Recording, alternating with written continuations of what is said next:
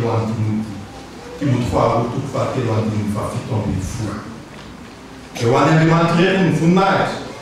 hoy ny révérend docteur Richard Andriamanjapitandrina. Ary farany dia faniriana tokoa mitiny mba mihavana sy mifankatia isika rihavana. Araka ny voalaza ny epistily ao amin'ny Romanina toko faha 12 andininy fahafolo manao hoe mifankatiava araka ny fifankatiava ampiraharaha mitary lalana amin'ny fifanomezam-boninahitra ho faranako ny teny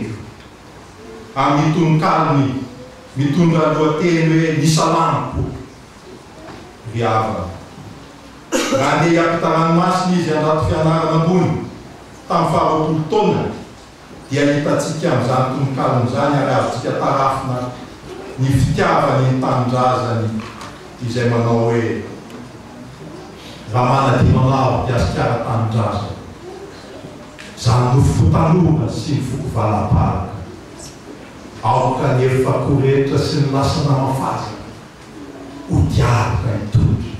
ao am-pasina malakana ka lelako iraikitra aminao maninanitro zany tanam-pakavana hanadina ka ny lalako diao fenidia raha toka tany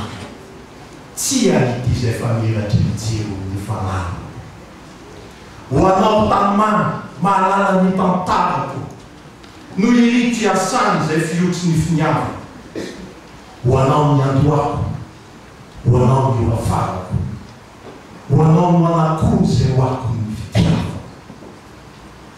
ko avaozo ketondray izany fanolora-tenako ka averitro tsarona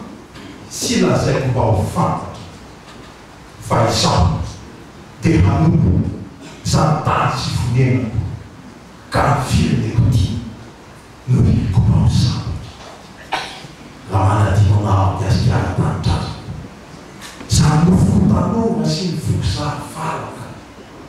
aoka ny efa-koretra sy ny lasana mafazana